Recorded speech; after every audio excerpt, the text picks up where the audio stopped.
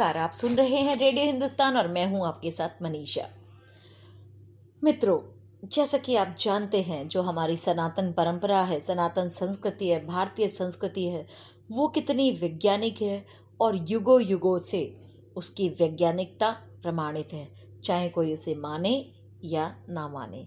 लेकिन जो समझदार लोग हैं और जो सनातन संस्कृति के बारे में गहन अध्ययन करते हैं, तो वो कभी भी कदापि इस बात से इनकार नहीं कर सकते कि जो भारतीय संस्कृति है वो कितनी प्रामाणिकता और वैज्ञानिक रूप से बात करती है। तो आज मैं आपको बात करने जा रही हूँ सोशल मीडिया से लिए हुए साभार एक नॉलेज, कुछ फैक्ट्स, और वो है हमारा पौराणिक धातु विज्ञान, जो कि मूलतः भारतीय विज्ञान है। तो कौन सी धातु के बर्तन में भोजन करने से क्या लाभ और क्या हानि होते हैं, ये आज हम यहाँ पर बात करेंगे उसके बारे में। सोना, सोना कितना सोना है, सोना सोना सोना। तो सोना क्या है? तो सोना कितना सोना है? तो सोना एक गर्म धातु है। सोने से बने पात्र में भोजन बनाने और करने से शरीर के आंतरिक और बाहरी दोनों हिस्से कठोर, बलवान, ताकतवर और मजबूत बनते हैं। और साथ साथ सोना आंखों की रोशनी भी बढ़ाता है। तो यहाँ मैं सिर्फ बात कर रही हूँ सोना का यूज़ करना खाने में या खाना पकाने में। वैसे तो आप जानते ही है सोना स्त्रियों को कितना प्रिय होता है। चांदी, तो अब बात करते हैं चांदी की। चांदी एक ठंडी धातु है जो शरीर को आंतरिक रूप से ठंडक पहुंचाती है, शरीर को शांत रखती है। इसके पात्र में भोजन बनाने और करने से दिमाग तेज होता है, आंखें स्वस्थ रहती हैं, आंखों की रोशनी बढ़ती है और इसके अलावा पित्त दोष, कफ और वायु दोष को भी ये नियंत्रित रखती है।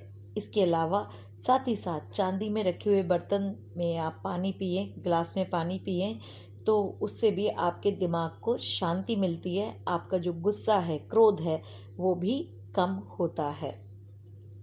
कांसा, कांसे के बर्तन में खाने से बुद्धि तेज होती है, रक्त में शुद्धता आती है, रक्त पित्त शांत रहता है और इससे आपकी भूख भी बढ़ती है।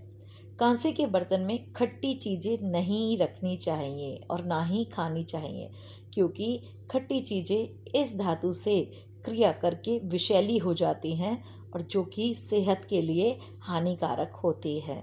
जैसे वो गाना है ना, बापू सेहत के लिए तू तो हानिकारक है। तो यहाँ ये इतना गलत गाना है कि बापू तो सेहत के लिए हानिकारक हो ही नहीं सकता, लेकिन कांसे में खाना आपके लिए, खट्टी चीज़ें कांसे की में रख के खाना, वो आपके लिए हानिकारक हो जाता है।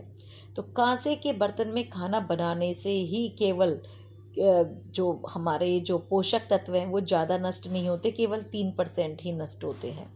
तांबा, तांबे के बर्तन में रखा पानी पीने से व्यक्ति रोग मुक्त बन जाता है, रक्त शुद्ध होता है और पाचन संबंधी जो समस्याएं हैं वो भी दूर होती हैं।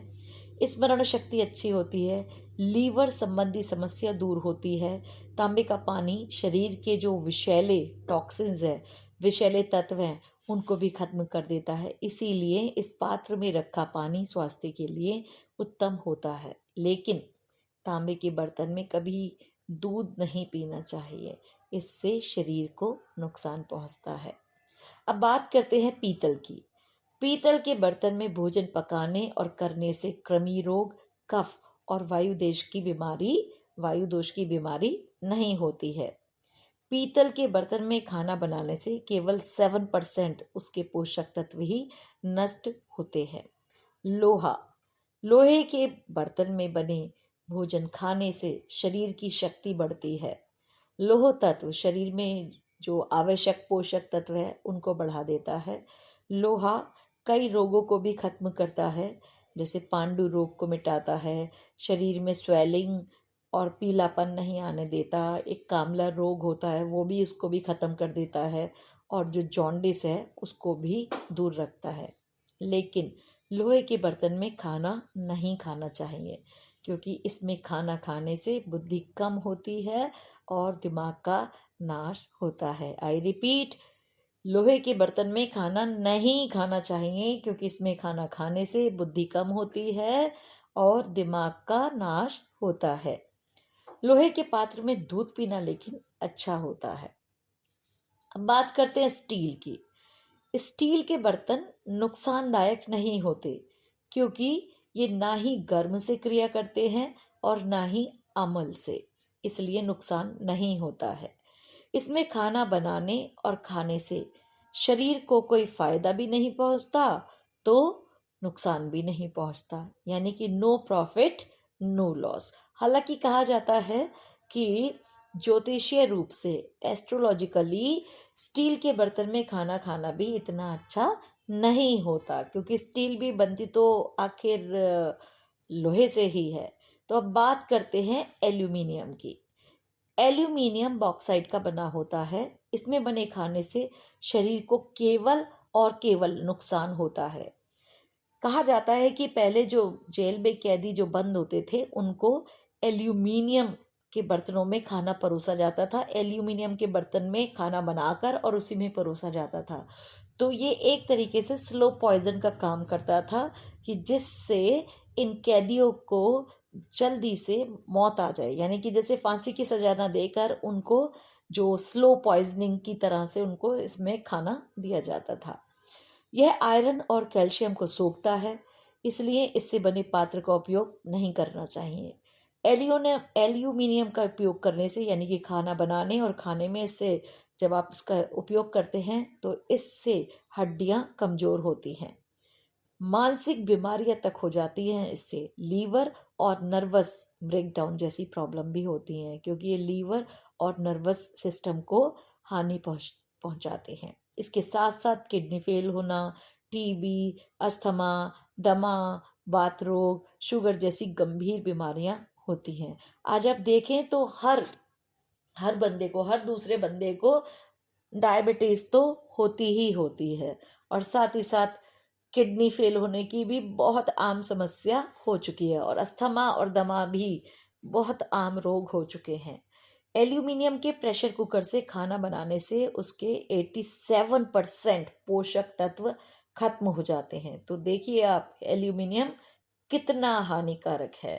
तो जैसे ये गाना गाया था ना अभी मैंने, बापू सेहत के लिए तू तो हानिकारक है, तो इस गाने का नवीनीकरण होना चाहिए और वो होना चाहिए, एल्यूमिनियम एल्यूमिनियम तुम सेहत के लिए कितने हानिकारक हो। मिट्टी मिट्टी के बर्तनों में खाना पकाने से ऐसे पोषक तत्व मिलते हैं जो आपको शरीर को हर बीमारी से दूर रखते हैं। इस बात को जब जो है आधुनिक विज्ञान भी साबित कर चुका है कि मिट्टी के बर्तनों में खाना बनाने से शरीर के कई तरह के रोग ठीक हो जाते हैं, तो फिर हार्म क्या है इसे अपनाने में। आयुर्वेद के अनुसार अगर भोजन को पौष्टिक और स्वादिष्ट बनाना है तो उसे धीरे धीरे ही पकना चाहिए। भले ही मिट्टी के बर्तनों में खाना बनने में वक्त थोड़ा अधिक लगता है, लेकिन इससे सेहत को पूरा लाभ मिलता है। दूध और दूध से बने उत्पादों के लिए सबसे उपयुक्त है मिट्टी के बर्तन।